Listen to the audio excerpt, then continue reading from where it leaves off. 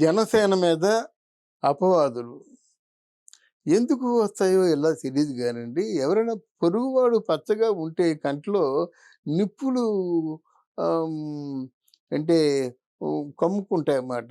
ఆ నిప్పుల కళ్ళతో వాళ్ళ కళ్ళనే తగలబెడతాయి గానీ, ప్రపంచాన్ని ఏమి చేయలేవు. అలాగే ఈ మధ్య కాలంలో జనసేన పార్టీలో ఎవరో ఒక వీర మహిళంట. అంటే ఇక్కడ ఎలా ఉంటుందంటే ఆహ్, ఏదైనా ఒక వాళ్ళు ఫ్లరిష్ అవుతున్నారు. వాళ్ళు బాగుపడుతున్నారు. ప్రజల్లో వాళ్ళ తాలూకు పేరు, ప్రఖ్యాతులు వస్తున్నాయంటే ఎవరు చూడలేరండి. అప్పుడేం చేస్తారు? ఆ గుంపులో ఉన్నటువంటి వ్యక్తుల్ని కొనేస్తారు. Opposite party వాళ్ళమాట. మన చరిత్రలో ఎప్పుడు చూసుకున్నా సరే, ఎవరైతే మనకు తోడుగా ఉండి, ఎవరైతే మన తరఫున వాదిస్తారో వాళ్ళే కోరుకుంటారు. వాళ్ళే తిరగబడతారన్నమాట. ఇది చాలా నీచమైనటువంటి సంస్కారం అండి. ఇక్కడ పవన్ కళ్యాణ్ గాని, మనోహర్ గాని వీళ్ళు ఎప్పుడు ఆ పార్టీ నిర్మాణంలోనూ, ఆ పార్టీలో సీట్ల కేటాయింపులోను మొట్టమొదటిసారి గనుక వారికి కొంచెం చాలా వర్క్ ఉంటుంది. ఆల్‌మోస్ట్ ఆల్ 18 కాదు 20 గంటలు వర్క్ చేసినా సరే, ఆ వర్క్ మిగిలిపోతుందన్నమాట. అట్లాంటి సమయంలో వీర మహిళల చేత ఏదో నిందలు మోపడం అన్నది సరికాదండి. అయినా వ్యక్తిగతమైన విషయాల్ని బయట తీసుకురావడం మాత్రం ఎంత మాత్రం కూడా కరెక్ట్ కాదు. ఎందుకంటే అది కొంత డిస్టర్బ్ చేస్తదన్నమాట. అంటే హ్మ్, ప పరి పరిగెత్తు అంటే ఒక వాయువేగంతో పరిగెడుతున్న వాడిని ఒక్క క్షణం ఆగి ఆలోచించేలాగా చేస్తుంది. అది ఆలోచించుకోవాలి. ఇప్పుడు జనసేనలో ఉన్నటువంటి వీర మహిళలు గాని, జన సైనికులు గాని ఆలోచించవలసింది పవన్ కళ్యాణ్ గెలుపు.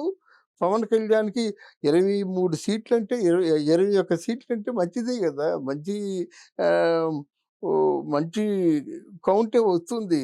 20 మంది ఎమ్మెల్యేలు ఆహ్, అసెంబ్లీలో ఉంటే మొత్తం అంటే అసెంబ్లీని జయించొచ్చన్నమాట వాళ్ళ తాలూకు ప్రశ్నలతో.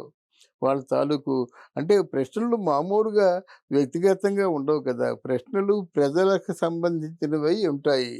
ఎప్పటినుంచో పాతరేసుకున్నటువంటి సమస్యలే ఉంటాయన్నమాట.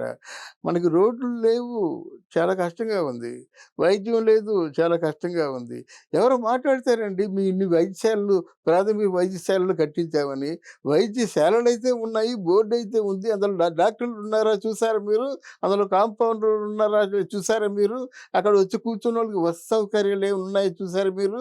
హాస్పిటల్‌లో మందులున్నాయా లేవో చూసారా మీరు? ఎందుకలా దబాయిస్తారు? అంటే హాస్పిటల్ ఉంటే సరిపోద్దా?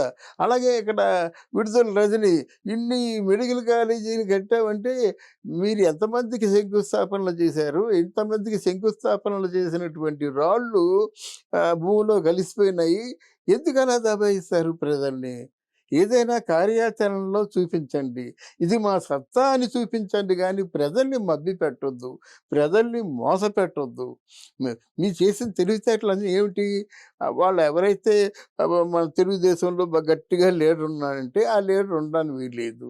ఆ లీడర్‌కి ఏదో ఉన్నవి లేనివి పుట్టించి ఆయన తిరగబడేలా చేయడం. జనసేనకి ఎవరైతే మంచి ప్రాణాలిచ్చి ఆదుకునే లీడర్స్ ఉన్నారంటే, వాళ్ళ మీద ఏదో దుమ్మెత్తి పోయడం. ఇది చాలా ఆహ్, హ్మ్, చాలా నికృష్టమైన పని మాట. చరిత్ర మిమ్మల్ని క్షమించదు. ఆ విషయాన్ని గుర్తుంచుకోండి. ఇది మాత్రం మన నిందల విషయంలోనూ వీళ్ళు ద అసలు పట్టించుకోవాల్సిన అవసరం కూడా లేదని నా ఉద్దేశం. ఎవరో వచ్చి ఏదో నిందేస్తారు. మైకును, కెమెరా ముందు పెట్టినట్టయితే ఎంత బిచ్చగాడిని కూడా అడుగుతున్నారు. పిచ్చివాడిని కూడా అడుగుతున్నారు. ఆ పిచ్చివాడిని అడిగేసి ఆ పిచ్చివాడి జీవితం బాగు చేసేద్దామని అడగడం. ఏవో 4 వ్యూస్ వస్తాయి. ఆ టీఆర్‌పీ రేటింగ్ వస్తుంది. ఇట్లాంటి ఒక కక్కుర్తి వేషాలు వేయడమే తప్ప నిజానిజాలు నిర్భయంగా ప్రజల గుండెల్లో ఏముందో చెప్పుకునే రోజు మనకి రావాలని కోరుకుంటున్నాను. ఎందుకంటే మీడియాలు చూస్తుంటే పూర్తిగా మనకి తల తిరిగిపోతుందన్నమాట.